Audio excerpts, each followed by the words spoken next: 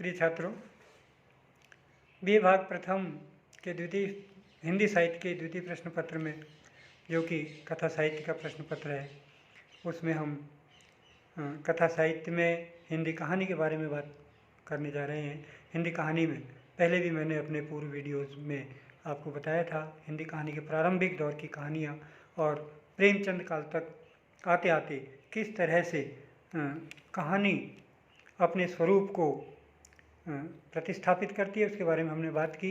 अब आगे हम उसी दौर में प्रेमचंद के काल के ही एक दूसरे रचनाकार हैं, उनकी कहानी को लेकर चल रहे हैं। खेल कहानी, जो कि जैनेन्द्र के द्वारा लिखी गई कहानी है। जैनेन्द्र मूलतः मनोवैज्ञानिक कहानीकार है।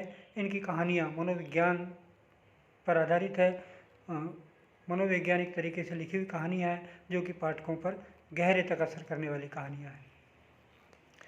खेल जैनेन्द्र की एक बाल मनोविज्ञान की कहानी है। इस कहानी में 7 वर्ष की सुरबाला और 9 वर्ष का मनोहर, एक बालक और एक बालिका है, दोनों गंगा के तट पर खेलते हैं। मनोहर लकड़ी से जल पर चोट मारता है और सुरबाला पैर पर मिट्टी का घरौंदा बनाती है, मिट्टी का भाड़ बनाती है। अपनी कल्पना से सुरबाला भाड़ में, यानी कि उस घर में जो घरौंदा है वो बनाती है, उसमें रास्ता बनाती है, धुआं का रास्ता। आग जलेगी उसमें तो धुआं का रास्ता, चिमनी कैसे निकलेगी, धुआं का रास्ता बनाती है। एक अच्छी कुटी बनाती है, उसमें किस तरह से रहने के कक्ष होंगे, किस तरह उसमें अन्य सुख सुविधाएं जुटाई जा सकती है, वो सब उसमें अपनी कल्पना के माध्यम से वो बनाती है। और जब वो बनकर वो घरौंदा पूरा होने को है या होता है, तभी जो पुरुष पात्र है, जो बालक है मनोहर, उस समय वहाँ आ जाता है और उस भाड़ को एक लात मार करके तोड़ देता है।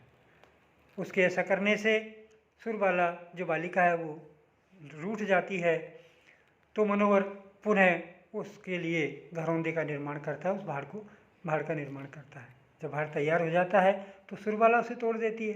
ये बाल मनोविज्ञान है। जैसा एक ने किया तो उसके बदले में दूसरे ने भी प्रतिशोध स्वरूप वैसा ही कर दिया जैसे पहले ने किया। इस तरह उसके द्वारा बने हुए घरौंदे को भी वह तोड़ देती है, और इस तरह बाद में दोनों हंसते नाचते गाते घर के लिए प्रस्थान कर जाते हैं।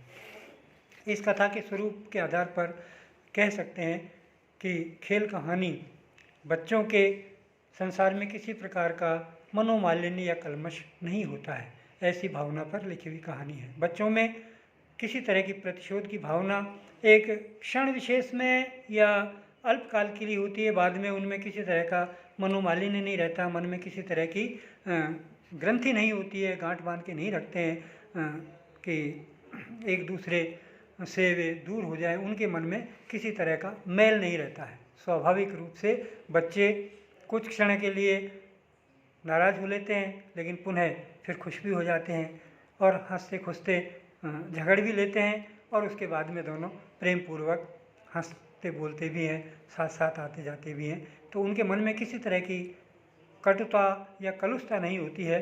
तो इस तरह का बाल मनोविज्ञान इस कहानी में आपको देखने को मिलेगा। परस्पर रूठना, मनाना, एक दूसरे पर निश्चल स्नेह के भाव रखना, अबोधपन की भावना उनमें पवित्र भावना की तरह आपको देखने को मिलेगी। उनका आचरण नितांत ही भोलेपन से अभिव्यक्त आपको देखने को मिलेगा।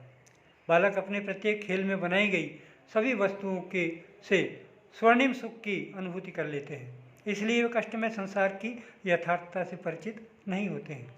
बालक हैं वे खेल खेल में गुड्डे गुड़िया, घरौंदे बनाना या अन्य तरह के बच्चियों की गुड्डे गुड्डियों की उनकी शादियां करवाना, उनकी गृहस्थी बसाना, कई तरह के बाल मनोविज्ञान पर आधारित खेलों को वे खेलते रहते हैं, लेकिन उनके यथार्थ जीवन से वे परिचित नहीं होते हैं।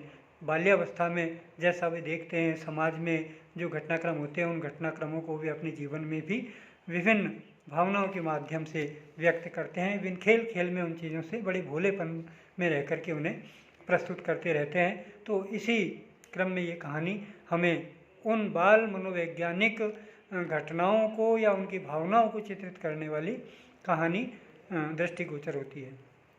मूलतः ये मनोवैज्ञानिक कहानी है। इसमें जैनेंद्र ने सफलतापूर्वक मनोविज्ञान का निर्वहन किया है। बालक मनोहर और बालिका सुरबाला दोनों ही बच्चे हैं और बच्चों में जैसे क्रियाकलाप होते हैं, आपसी व्यवहार होता है, उनका लोक व्यवहार होता है, वो आपको देखने को मिलता है।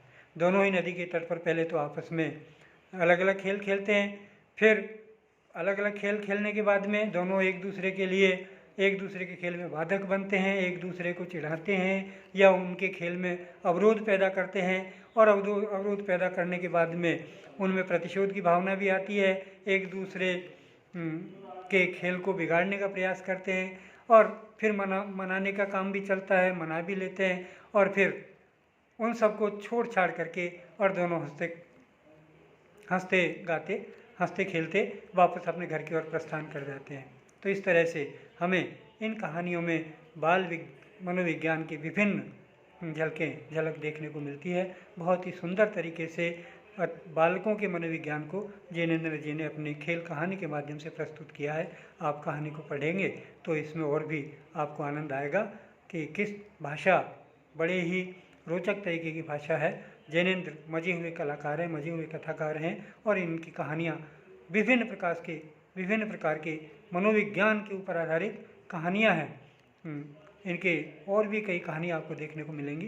पाठ्यक्रम में खेल कहानी को संग्रहित किया है और भी कई कहानियाँ आपको जहाँ भी आपको पढ़ने को मिले आप पढ़िएगा और जैनेंद्र के बारे में और बहुत कुछ जानने को आपको मौका मिलेगा। धन्यवाद।